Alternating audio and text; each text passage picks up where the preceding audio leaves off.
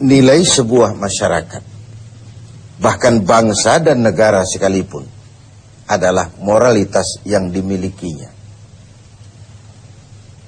Akhlak adalah standar dari seluruh kehidupan masyarakat. Kalau baik akhlak, tegaklah bangsa. Kalau rusak akhlak, hancurlah bangsa.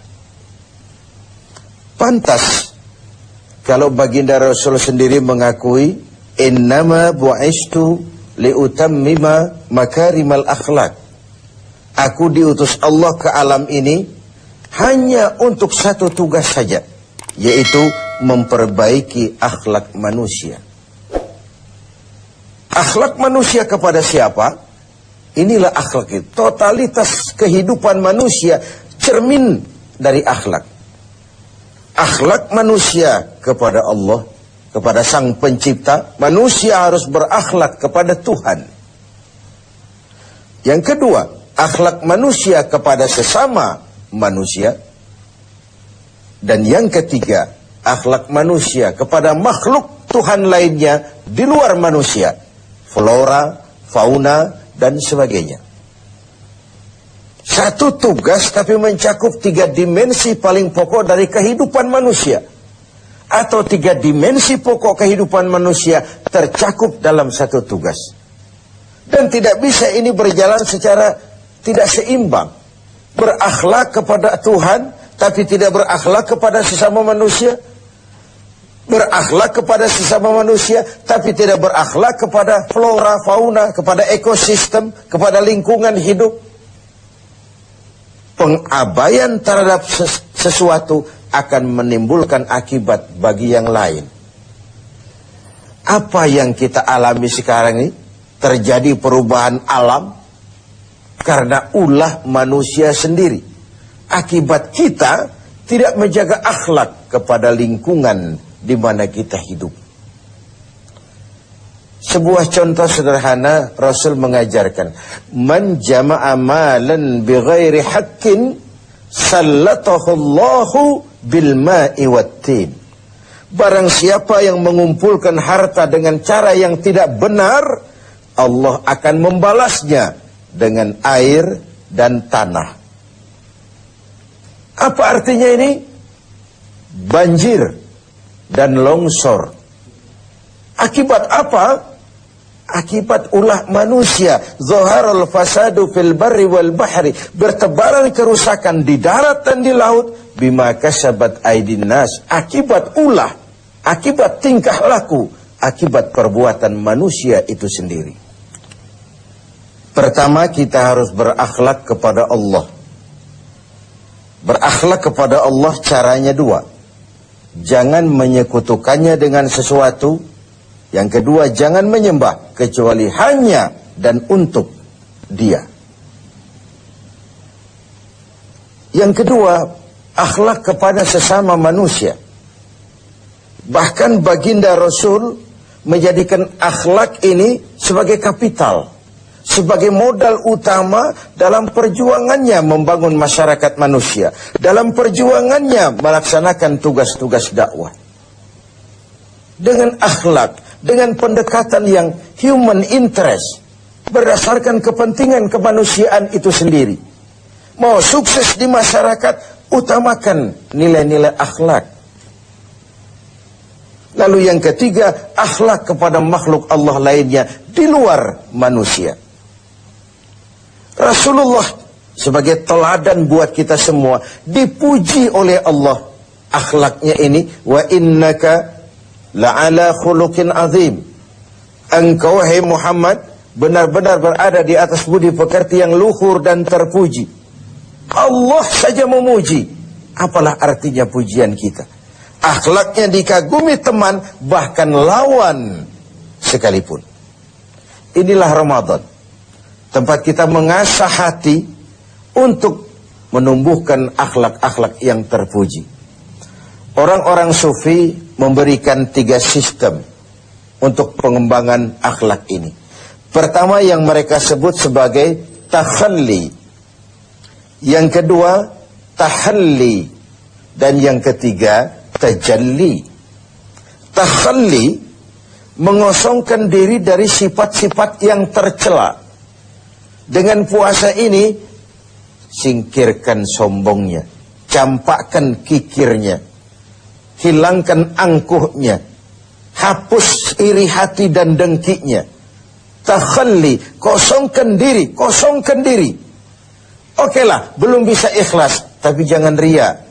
Oke lah, belum bisa rendah hati, tapi jangan sombong. Hilangkan dulu, takhalli, mengosongkan diri dari sifat-sifat yang tercela. Kalau diri ini sudah kosong, si sombong hilang, si hasud hilang, si kikir hilang, si riya hilang, si hasud, iri hati dan dengki hilang.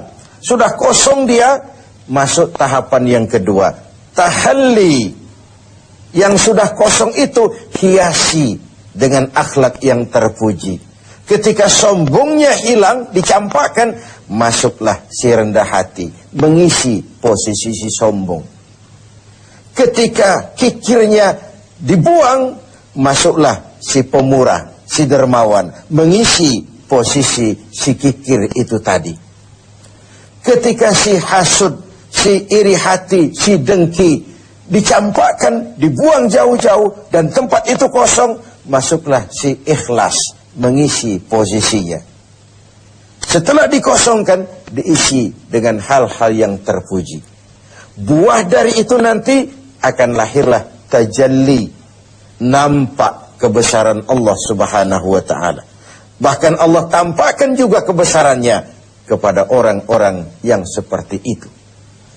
Jadi ada proses takhalli, ada proses tahalli, dan ada buah yang disebut dengan tajalli. Sebagai sebuah perbandingan saja, saya ingin mengutip tentang sekelumit tentang akhlak Nabi. Tidak kepada temannya, tapi kepada lawannya, kepada musuhnya. Satu siang selesai sholat zuhur, beliau tidur di dekat masjid di Madinah dengan di atas pelepah daun kurma. Datang orang kafir yang memang sudah lama mengintai kapan Muhammad bersendirian. Dihampirinya Muhammad, dicabutnya pedangnya. Muhammad, kau kemarin bertingkah karena banyak temanmu, sekarang kau sendiri. Kalau saya tebas batang lehermu, siapa yang akan menolong kau? Dengan tenang dan tegar Nabi menjawab, Allah yang akan menolong saya.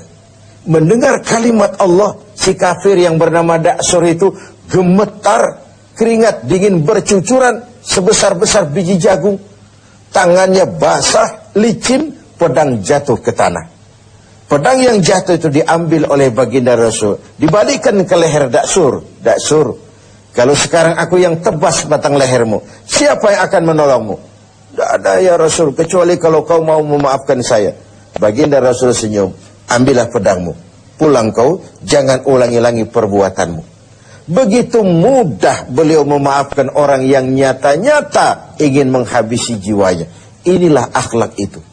Saya ingin berkata sebenarnya, kalau kita baik kepada orang yang memang baik dengan kita, itu normal. Kalau kita baik kepada orang yang memang baik dengan kita, itu harusnya. Itu belum nilai tambah namanya. Nilai tambah adalah apa yang diajarkan Nabi. Silman koto'ak, wa'ati man haramak, wa'afu amman zolamak. Bersilaturahmilah kau kepada orang yang marah denganmu. Berikan orang yang pelit kepadamu, dan maafkan orang yang berlaku zalim terhadap dirimu. Memaafkan lebih berat daripada meminta maaf. Tapi memberi maaf lebih mulia daripada meminta maaf. Namun itu semua cerminan dari akhlak yang baik pada pribadi seseorang. Jadi dalam berakhlak pun kita berupaya mencari nilai tambahnya. Nilai tambah itu seperti contoh yang diajarkan Nabi. Orang marah, kita bersilaturahmi ke sana. Orang pelit, kita berlaku baik kepadanya. Orang zalimi kita maafkan. Itu nilai tambah, dan itulah akhlak itu.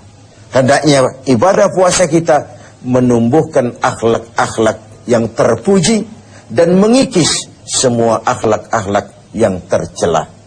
Sehingga dengan demikian kita akan mencapai tajalli, nampak kekuasaan Allah Subhanahu wa ta'ala di dalam kehidupan kita. Sungguh suatu bangsa akan tegak dan jaya selama masih punya nilai akhlak. Kalau hancur akhlak, runtuhlah